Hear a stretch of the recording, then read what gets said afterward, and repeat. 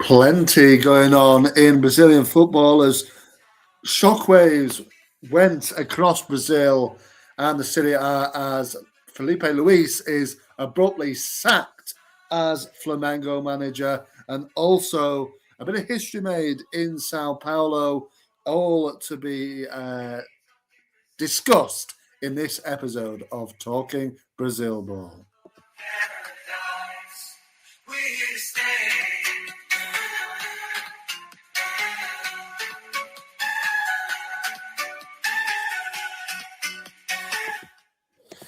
Enough of that then, and let's get going because there is plenty to look upon in this episode of Talking Brazil Ball. I'm, of course, George.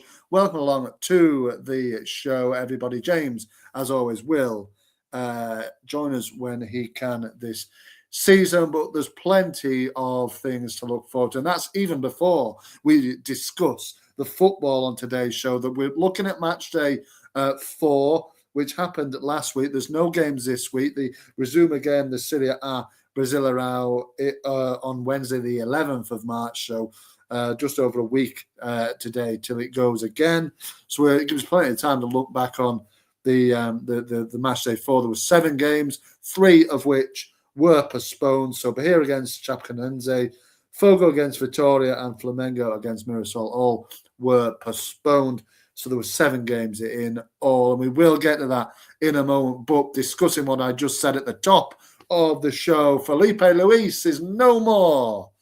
He is no longer the Flamengo manager after he was sacked following an 8-0 win for Fla in the Carioca, which saw them through to the final, which they will play now managerless against Fluminense on Sunday, the 8th of March. Flu, of course, beating Vasco in the other semi-final. Flamengo beat Madureira 8-0 yesterday. They won 11-0 on aggregate, but it still didn't save Felipe Luis from the chop. And I think it's mainly due to the Recopa Sudamericana defeat to Lanús. They lost 4-2 on aggregate to the Argentinian side, who, of course, won the Sudamericana last season. Flamengo won the Libertadores. The Recopa Sudamericana is a bit like the European Super Cup, where the champions of the Libertadores face off against the champions of the Sudamericana. Lanús beat them, and I think it's largely due to this. I can only think otherwise. I mean, Flamengo have not started well in the league at all. They sit 11th in 11th position, 4 points from their 3 games so far. They would have expected better from that. But Felipe Luis must feel hard done by, unless there's something gone on behind the scenes that we do not know about. It was confirmed, I think, this morning by Flamengo that he has been sacked, not left his role. He has been sacked as a manager of Flamengo, and it seems incredibly harsh to me. He finished his career with Flamengo. He was a double title-winning player as a player, back-to-back titles in 2019 and then 2020. He finished his career there. He then went on to manage a youth team, and in his 17 months of first team manager at Flamengo, he won 5 titles, including, of course, that famous double last season, winning the Brasileirão and the Libertadores, but it couldn't save him. He is sacked. Will he end up in Europe next? Let's wait and see. Would be a very shrewd appointment for somebody along the line in Europe, I would have said. I think Europe is his next destination. He's done extremely well and put himself in the shop window. So let's wait and see where he goes. But that is the breaking news from today. I'm glad I didn't do the pod yesterday. Now there is some breaking news, sensational news. I am absolutely flabbergasted at that news when James actually texted me this morning to say he's been sacked. Absolutely flabbergasted. So there you go. And let's wait and see who Flamengo get. Like I said, they're struggling in the league. They do have that Carioca final against Fluminense over the weekend, and then they resume league action against Cruzeiro, a home match at the Maracanã against Cruzeiro. Will they have a man in by then? I would have said so. Let's wait and see who it is. I haven't looked at the favourites just yet, but let's wait and see. Discuss that one in the comments there below. But we will go on to the awards, or not, well, encompassing the awards this week is the match of the round. For me, I picked Palmeiras against Fluminense, which ended in a 2-1 win for Palmeiras. But we will see an award given in this game. But we will wrap up this game first of all. So it was a 2-1 win. Palmeiras found themselves 2-0 up after 13 minutes. The Young Guns were on target. Mr. Vitor Roque with his third of the season. Then Alan with his second of the season. Lovely goal, this. Luciano Acosta, who also bagged his third of the season in the first half for Fluminense as well. Wasn't enough for them to get anything from this game. Obviously, they came into the game, Zubeldia's men, unbeaten so far in the 3 league games. It is their first defeat of the season. Palmeiras now sit top of the tree, unbeaten in all 4 of their league games so far this season, and they are now unbeaten in 7 games after a defeat in the Paulista to Botafogo SP. 7 games unbeaten, 3 wins in a row. 2 of those have come in the Paulista. They are in the final of the Paulista against Nova Horizontino, who did thrash them in January 4-0. But it looks like the Palm Trees Palmeiras have sorted themselves out since then. In this particular game against Fluminense, it was a very even game, really. Flu dominated possession and had more shots on goal, but ultimately Palmeiras just edged it. And within this, we do have a first award of the episode, and we will give that out now.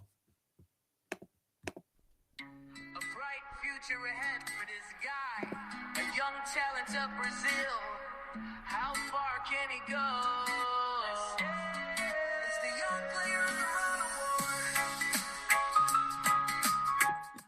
Award.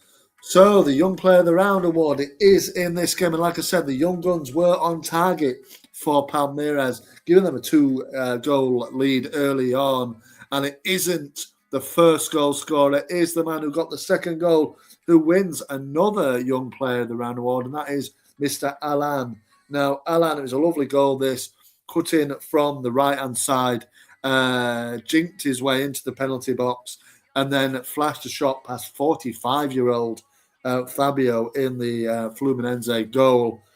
Lovely goal. It is his second goal of the season. He grabbed another goal in the win over Vitória as well back in February, early February. And he won the Young Player of the Round Award again in that game, in that week. So a second goal, a second Young Player of the Round Award for Alan, and he is attracting interest now from Liverpool. Premier League giants Liverpool are said to be watching Alan, and let's wait and see if anything comes to fruit with that.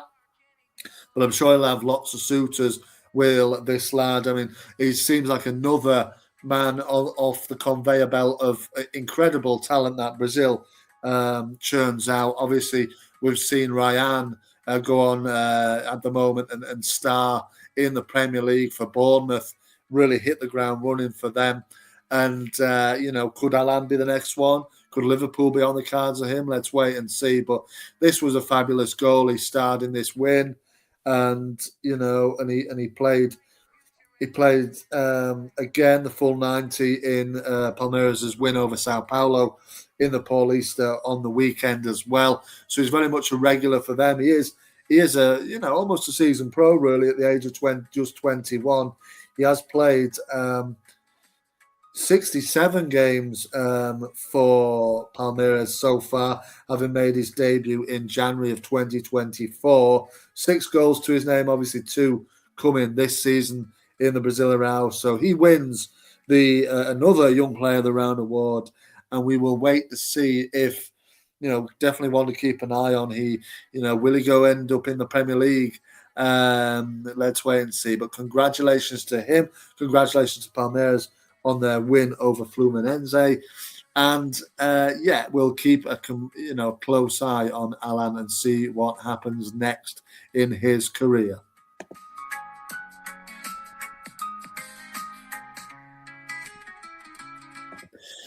Enough of that one then, and moving swiftly on then again to another award, and it is the Player of the Round. And this one went to a man that we all know very, very well, Mr. Neymar Jr. He wins this week's Player of the Round award. Not that one.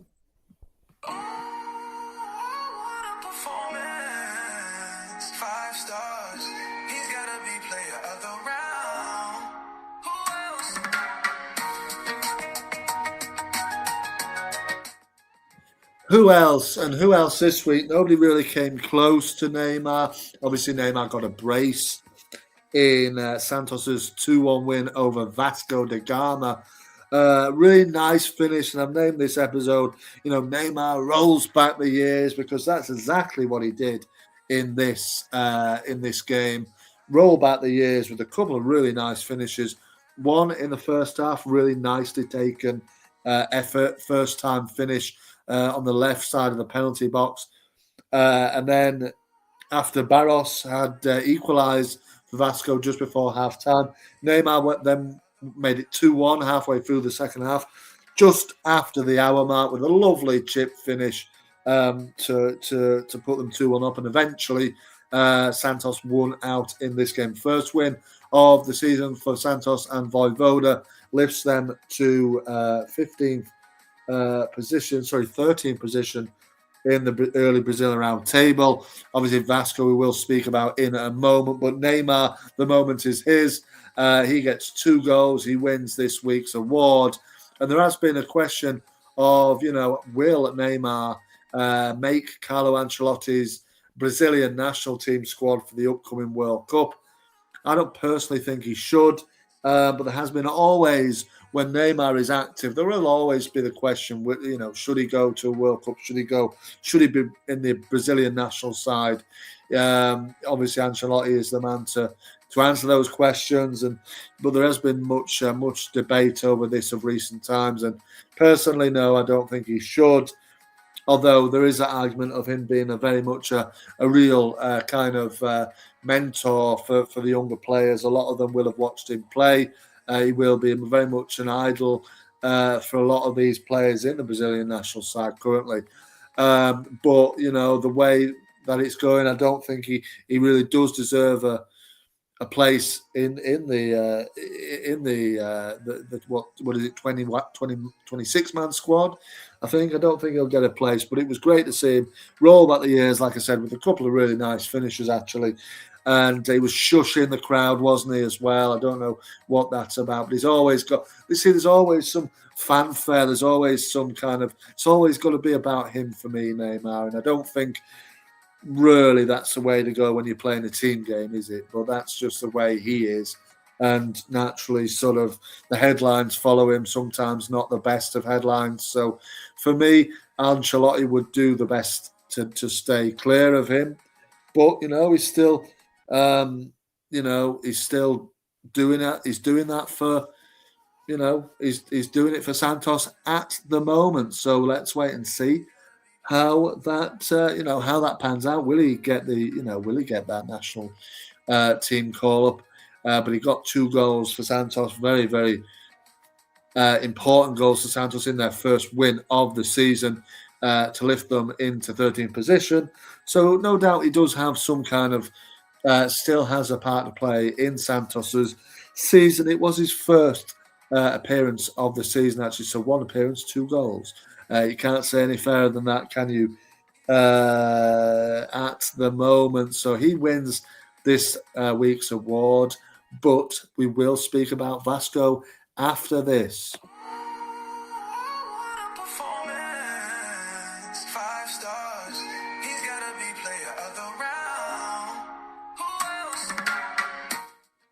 Yeah, so well done to Neymar, of course. But Vasco, the team we need to speak about now as well. So we mentioned at the top, obviously, Felipe Luis has been relieved of his duties as Flamengo manager across the city in Rio, or also happening in Rio de Janeiro, was another sacking about a week ago now, but we haven't spoken since. And Mr. Fernando Diniz has been relieved of his duties after Vasco's Carioca defeat to Fluminense. They lost in the semi-finals. He was relieved of his duties after they lost the first leg, I think, 1-0 in Vasco's home stadium. They went on to draw the second leg, ultimately lose 2-1 on aggregate. And it's not going very well for Vasco at the moment. Obviously, they sit rock bottom of the Brasileirão table after 4 games they've played, just the 1 point, the 3 defeats. The one against Santos will have hurt them, but ultimately they go in there without a manager. Is Bruno Lazzaroni, who has been tasked with sort of bringing them out of the relegation zone. I'm not sure if he's the temporary man, but it does look like he has been put in charge actually since Deniz's sacking. So Bruno Lazzaroni is a really well-versed manager in Brazil, manager likes of Fogo, Atletico PR, where he was assistant in many of his roles actually. So the only one he has managed is Fogo numerous times, as I think was like temporary charge. And he was assistant at PR and Cuiabá, also Corinthians, up until July of 2024. So I'm not sure if he has actually been appointed as the manager. He is taking charge of the team at the moment, but whether he is in permanent charge, I'm not actually sure just yet. But they sacked Diniz. Obviously, they've let go of some very very influential players recently. Obviously, we spoke about Ryan just before. Obviously, gone to the Premier League, to Bournemouth. Was a great player for them last season, Vasco.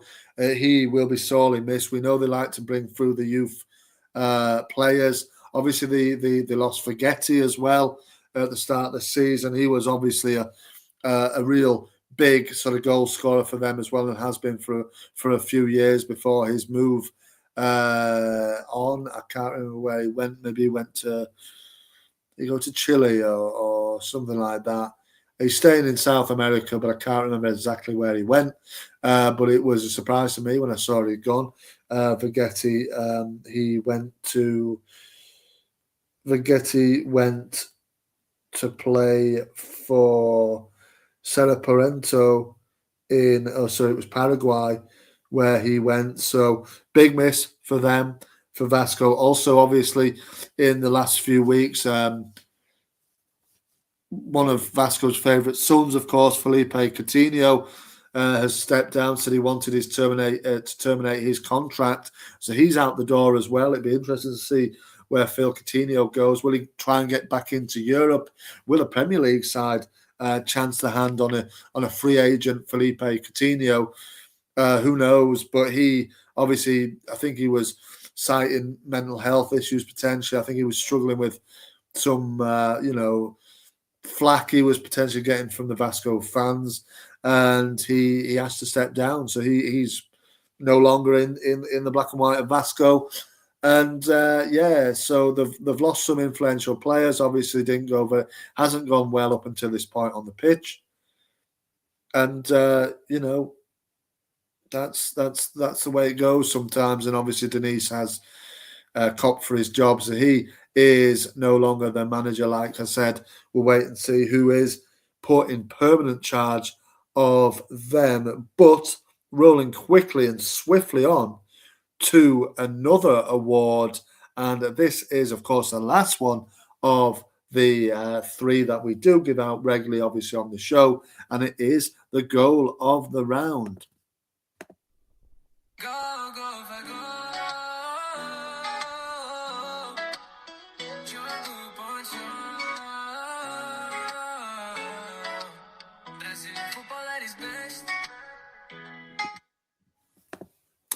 So, Brazilian football at its best. And this certainly was Brazilian football at its best. It was Marlon with an absolute rocket of a shot for Grêmio in their 2-1 win over my side, Galo. Galo obviously not doing well. We will speak on them after we've rounded up this goal. It was fabulous. I mean, Marlon had a great game. He got an assist for Noriega in to net the first one, and then Noriega said, "You know what? You set me up for a goal. I'm going to set you up." So Eric Noriega, the Peruvian, set up Marlon, the left back for Gremio, for this storming effort. I don't know why he was so far up the pitch, but that's where he ended up, and he kind of angled the shot into the net. From I don't know 20 odd yards out probably. It was like it just rose straight into the top corner. It was a fabulous effort, and you got to say fair enough. This was an absolute banger and had to win goal of the round. I think there was a free kick in the RB Bragantino game that came on another day, might have won it, but Marlon wins this one. It was a fantastic goal. And congratulations to him. We have also got our, as it's a new month, we're going into our February monthly awards. Now, I will put these on the Instagram account, so do be sure to check the Instagram account at Talking Brazil Ball, to see who wins our Manager of the Month award, our Goal of the Month award, and also our Player of the Month award. So go and check the Instagram account. It will be on after this has been published. So go and check them awards out. But that is Marlon's goal. Absolutely brilliant strike. And it got, Gremio back in front. And ultimately, Gremio did go on to win the game. And it puts Galo in the bottom four. They're in 17th place on 2 points. No wins yet from their 4 games. Only a couple of draws, a couple of defeats. Has also seen for Jorge Sampaoli's job. He is no longer the Galo manager. He was relieved of his duties. I think actually a couple of weeks ago, might have been one that I did actually miss in this. It's hard sometimes to keep track of everything.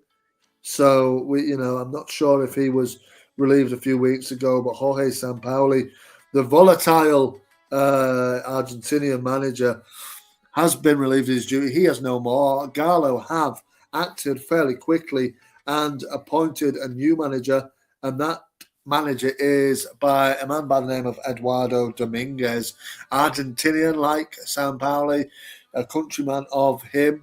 It is trying his first time in Brazil with Galo here. Up until this point, largely managed in his native Argentina, other than a short sort of 4-month stint in Uruguay. So we'll wait to see how he does. He did win his first match in charge of Galo in the Mineiro, of course, where they beat arch rivals America MG, and they will line up in the final. I think against Cruzeiro. So it's Cruzeiro against Galo in the final of the Mineiro. So Dominguez won that game. He did win on penalties, so he didn't win it outright. And they've got the Mineiro final against Cruzeiro on Sunday, and then they do. It is a Talking Brazil Ball derby on Wednesday evening English time. Galo at home against Inter. Let's see. Inter also not in a very good form. So let's see if Dominguez can take Galo into league form, having already maybe won a title in the Mineiro against Cruzeiro. Who knows? But Eduardo Dominguez now in the hot seat at Galo. Let's wait and see how he does. As a fan of Galo, disappointing start of the season, but change the coach. Let's wait and see how they get on, and hopefully they have a better season than they did last time, because they were flirting with relegation as well. last time around, weren't they? But they eventually finished in 11th position in Sudamericana qualifications. So let's wait and see how Dominguez gets on. But Marlon, back to the point there, wins our goal of the round award. Anyway, on to the on to actually looking at the results. In all the excitement of Felipe Luis's departure, I did actually, in fact, forget to round up the results on match day 4. So let's do this now, and let's have a look at the upcoming fixtures, and then let's have a look at the final, the final table. Also, some transfer news, like I said, to round up soon. But let's just see what the results were of match day 4. It began on Wednesday, the 25th of February. RB Bragantino 1, Atletico PR 1, Remo 1, Inter 1, Interbank 0, Sao Paulo 1, Cruzeiro 1, Corinthians 1, Gremio 2, Galo 1, Palmeiras 2, Fluminense 1, and Santos 2, Vasco 1. So there you go. There are your delayed results of match day 4. So let's have a look at the fixtures for match day 5, and then let's look at little transfer news before we then round up the sort of table, which doesn't really matter at the moment, but let's do it anyway, as we always end with that. So the fixtures, and I will pick, of course, my game of the round as well. So the fixtures, match day 5 starts on Wednesday, the 11th of March. Mirassol against Santos, Atletico PR against Fogo, Galo against Inter, like I said, the Talk in Brazil Bowl derby, Bahia against Vitória, Inter Thursday the 12th of March, and Corinthians face Curitiba, Flamengo without Felipe Luis hosts Cruzeiro, Remo hosts Fluminense, Vasco against Palmeiras, Sao Paulo against Chapecoense, and the match day finishes on Friday the 13th of March with Gremio against Bragantino. So that's your roundup of fixtures, and I touched on it there for match day 5. I am going to go with the Talking Brazil Ball derby and look at my team Galo against James's team Inter. Obviously, Galo with Dominguez in charge for the first time in the league. Let's wait and see how he gets on, but that is the one that I am going to choose. Let's see how that one goes. Now, anyway, on to a bit of interesting transfer rumors. I mentioned it at the top. A bit of history being made in Sao Paulo. It isn't Sao Paulo themselves that are the talk of this transfer news. It is, of course, Corinthians. Now, you must have seen this if you're into Brazilian football, that Mr. Jesse Lingard, formerly of Manchester United, is now going to rock up in Sao Paulo and don the colours of Corinthians for Donival Jr. and, reunite with his former Man United teammate Memphis Depay. Sensational news this when it broke last week, I think, that Jesse Lingard is on his way to Brazil. Obviously, he has been playing in South Korea. So he likes to get about, Lingard, and test himself on different continents. And obviously, he's been to the Premier League, he's been to Asia now he's into South America. And I think the deal, we're just waiting an official announcement for this deal. It is now Tuesday. I think he did fly to Brazil over the weekend just gone. So we're just waiting for an official announcement from Corinthians. It has been all but decided. I think that Jesse will line up in Corinthians colours now in the 2026 edition of the Brasileirão. Quite a sensational move. This gets lots of headlines. Does Jesse Lingard? Obviously, he's former England international. Fell off a little bit, or quite a lot actually, at the age of 34 now. Quite a lot, not really in the news now. Criticised by lots of Man United legends in his time at Man United latterly because of his fashion brand that he did incorporate that it is his business. He does seem very much into his fashion. And he was criticised by the likes of Gary Neville and Roy Keane, saying it was a bit of a distraction for him. And it did seem that way, really.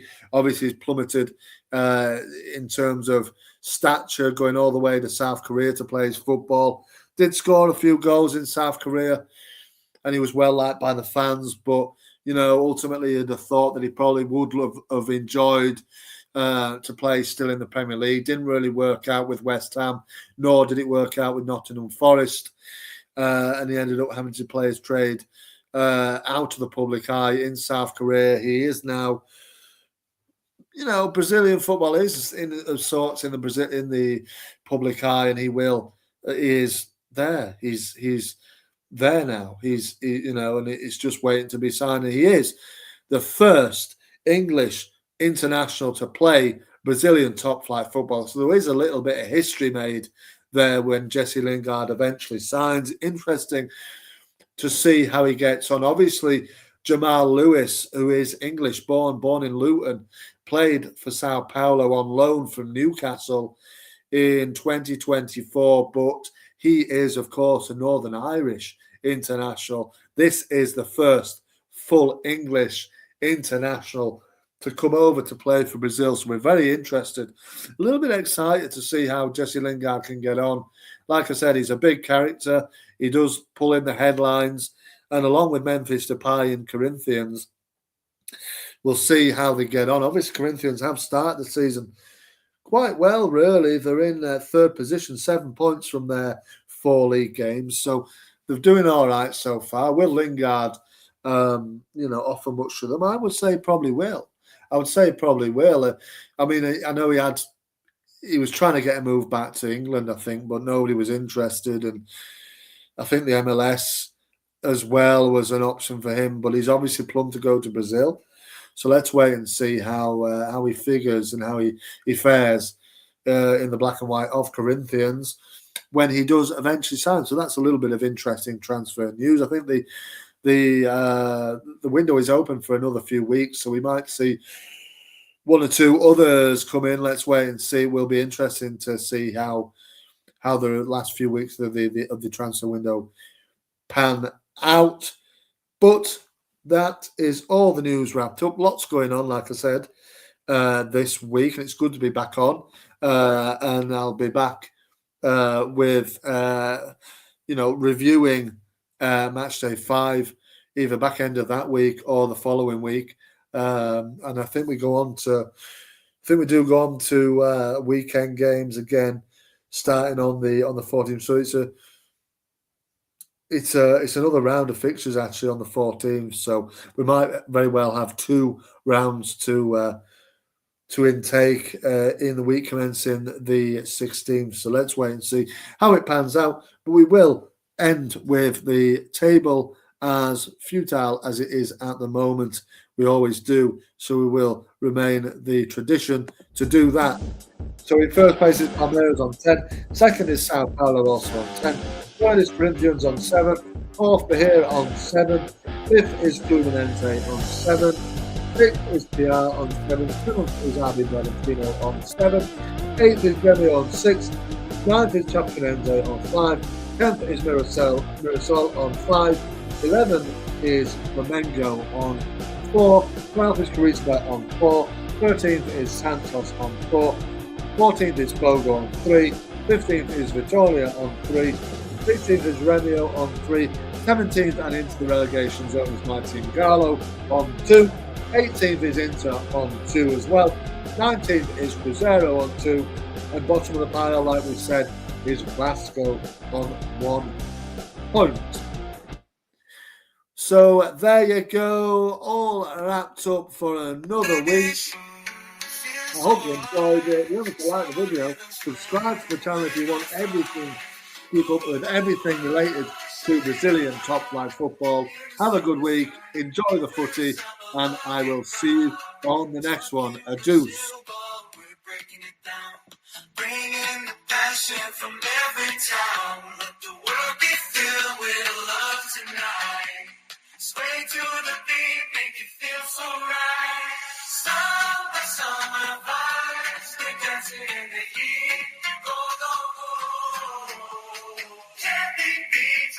Irresistible, spreading love in